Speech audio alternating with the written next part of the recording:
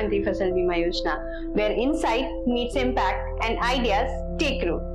Today, we are joined by someone who's been at the crossroads of agriculture, insurance, and strategy across continents. Mr. Mangesh Patankar, Regional Head Agriculture for APAC. With years of experience shaping agri-risk solution in some of the world's most dynamic markets, he brings a rare global lens to local challenges. In this episode, we unpack the future of agriculture. How data and innovation are reshaping risk and what India can learn and lead on world stage. Stay with us as we bridge borders and break down barriers in agri-insurance. This is more than a conversation, it is knowledge harvest. So everyone, let's welcome Mr. Mangesh Patankar to our podcast, Expert Says. Welcome to our podcast, sir. Thank you, Vishal. So please tell us about your journey in agriculture business, agriculture insurance sector till now. Sure. Thanks for the opportunity, first of all. I have been associated with the insurance/reinsurance sector since last about 17 years. Oh. In my initial 3 years of career in this sector, I was mainly associated with non-profits, doing mainly policy research, policy advocacy, a bit of action research, product development, and so on. I then shifted to reinsurance sector somewhere in 2011. And had the pleasure of working with two of the biggest reinsurance companies. I'm currently associated with Munich Re, which is the largest reinsurer in the world. And I'm really glad to say that I have been associated with Indian crop insurance scheme for a while, particularly since NAIS era, when perhaps the insurance penetration was fairly low.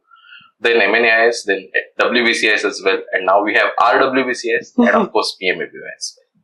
That's wonderful to know, sir. Can you please elaborate to our audience what is reinsurance? Sure.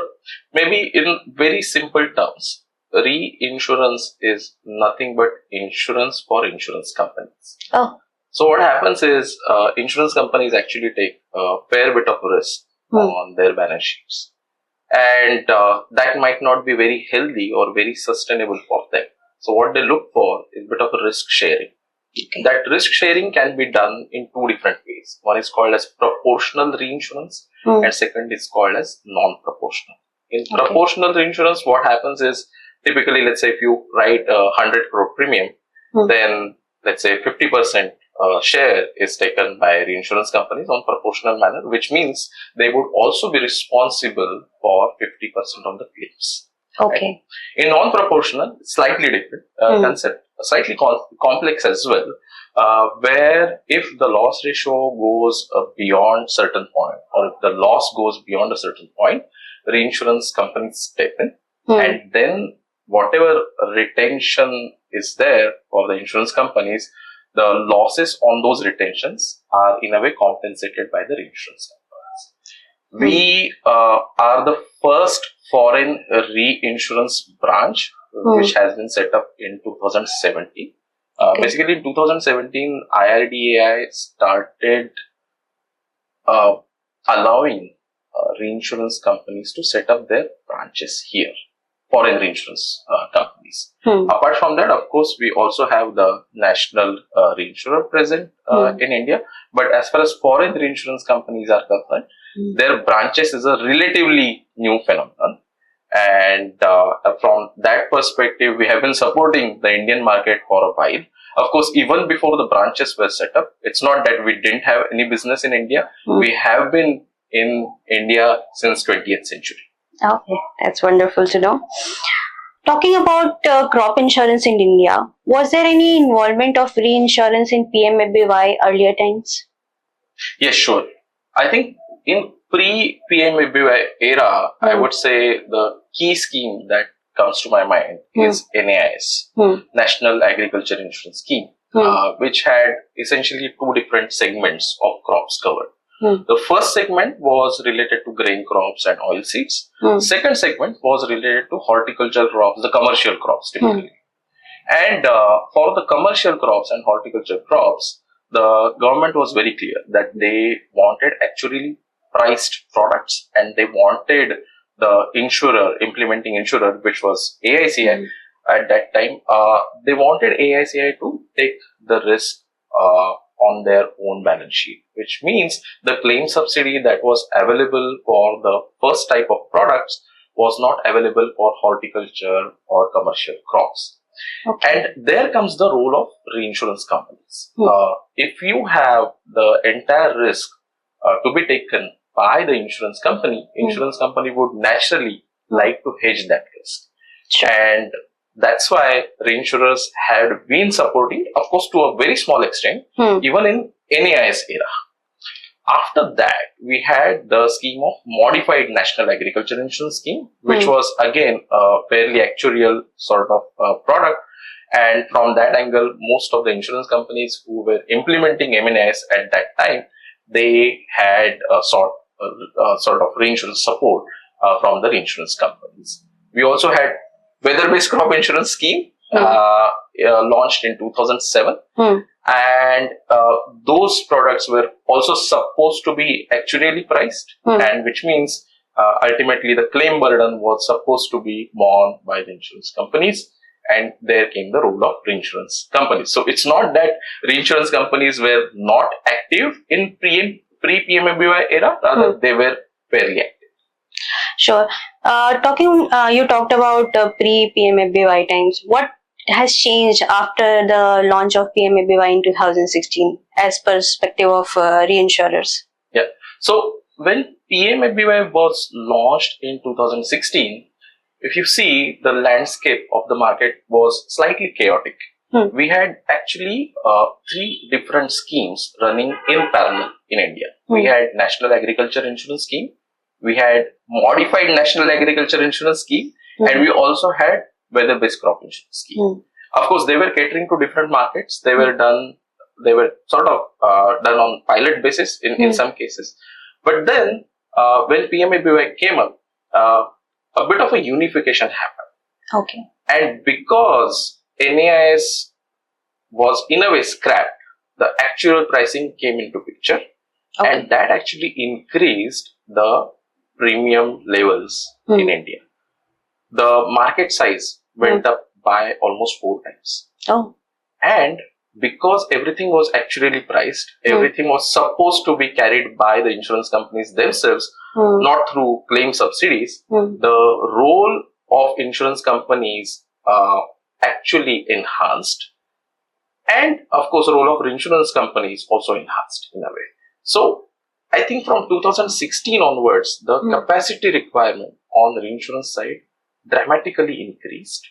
And we have been seeing quite a bit of growth in terms of number of farmers enrolled as well since then. Mr. Mangesh, can you elaborate the point of partnership that we are going in current time in PMFBY? Sure. When PMFBY was launched, that time the vision of the government was that it should work on public-private partnership principle. Which means the vision was that we would have some public players, some private players as well, and they would sort of share their responsibilities across themselves. In the initial few years of PMFBY, we had PSU companies, we had private companies as well, and they used to take majority burden of the risk. We had, of course, state governments which implemented the scheme. We had central government which in a way provided the guidance through operational guidelines and other mechanisms. Of course, provided the subsidies as well, and the state governments obviously provided the subsidies as well. We had, of course, weather station data providers like IMD, some of the states, some of the private data providers as well. We had vendors, private vendors. I think all of these players continue to exist even today as well. Even the reinsurance companies, also on public side, private side, both. I think all of them continue to exist today as well. It's a very complex mechanism. What has changed over the years is surprisingly that the state governments have started absorbing some of the risks themselves through surplus sharing models. So if you see, today we have 80-110 and 60-130 products in the market, and they are growing in nature, right? I think the states are more willing to participate in the risk, which, as a financial industry representative, I believe it's slightly surprising for me. Yeah. Because in a way, the financial industry should absorb these risks. The risk transfer should happen through financial sector rather than governments taking care of that. And I believe if we have more and more SSM, perhaps the role of insurance companies and reinsurance companies would get diluted. So that's something which I would say as a development lately. But as far as public-private partnership is concerned, PMFBY is a great example where it's a fairly complex structure and yet it runs very smoothly. So, Mr. Mangesh, does that mean that government should not be the part of profit and loss? Certainly not. I think that is not the intention. If you see, when PMFBY was launched, even that time, the government had given an assurance that if the loss ratio of the companies goes extremely high, let's say about 350%, then in that case, the government will chip in and will, in a way, back the financial industry. And that's a very healthy way of looking at the risks. So what the government is doing here is giving a bit of a confidence to the financial industries that if things go really haywire, we will step in, we will provide you some support, some financial support. I think that is very encouraging. The current surplus sharing models are slightly abrupt in nature. If the loss ratio goes beyond a certain point, suddenly the insurance company's role ceases to exist and then the role of government starts. Yeah. I believe a better way of handling this is perhaps you create a bit of a tapered profit and loss sharing mechanism where, let's say, if the loss ratio goes above 100, only 20% of the risk could be shared by the state and central government.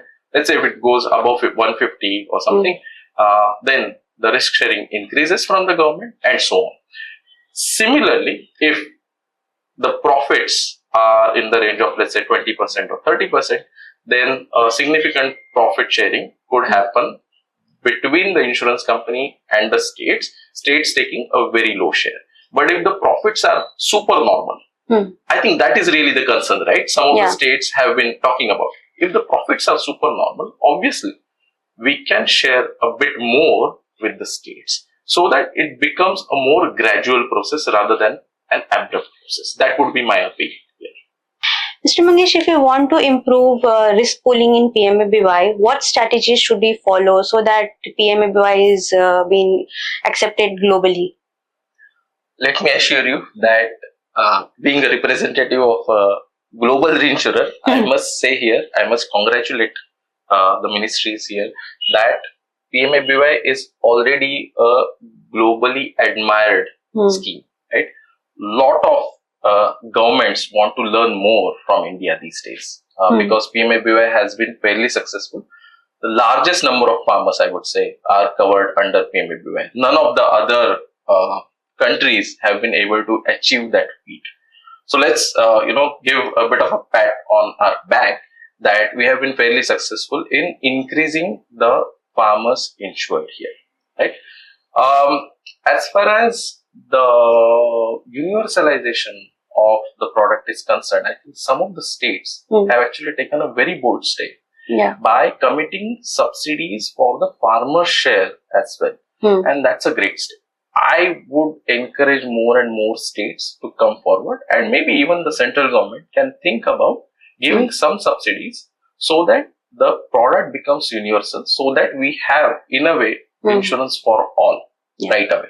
And that has been also the motto of IRDA. So it in a way supports the vision of IRDA as well. Now, as far as the product constructs are concerned, I have already mentioned that the surplus sharing models need some sort of tweaking here so that it becomes more like a tapered profit and loss sharing mechanism. That is something which we can definitely deliberate a bit more with the government.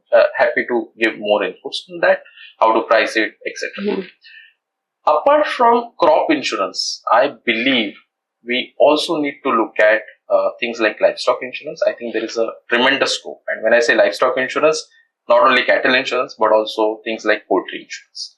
I believe there is a scope to provide parametric products to these sectors. We have already started piloting some sort of initiatives on this front. So, for example, we have heating discs related products for dairy sector, where if there is a temperature stress, that has ultimately an impact on the milk productivity, that has an impact on the farmer's livelihood. So let's ensure that. We have been thinking about that. We have also done a few pilots in this region. So there is a scope to do more parametric products. Of course, there are quite a few crops, I believe, high value crops, plantation crops, which are still not under the ambit of RWBCS. And I think there is a scope to also improve them here. That's wonderful to know. Mr. Mangesh, you talked about role of these weather stations and all. So what is your opinion on YesTech that's been developed under PMFBY? YesTech is a very forward-looking initiative of Government of India. And I must congratulate Government of India in being a bit bold around this topic. Because as far as yield estimations are concerned, it's not a very exact science. We will have some teething issues for sure in the initial years of implementation, where the estimation could slightly go wrong.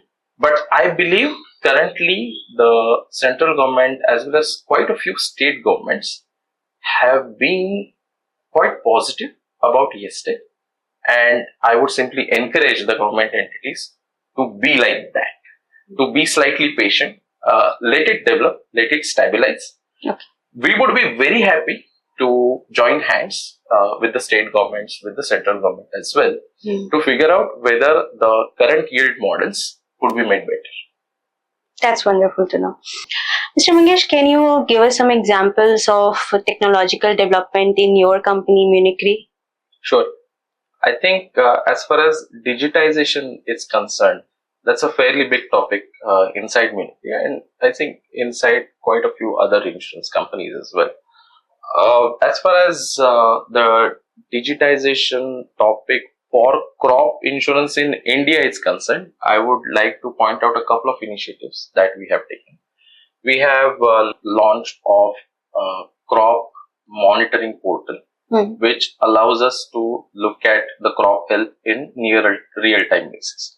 Now, this actually allows insurance companies to track the progress of their portfolio, to understand where the vegetation stress is, and then take their actions accordingly.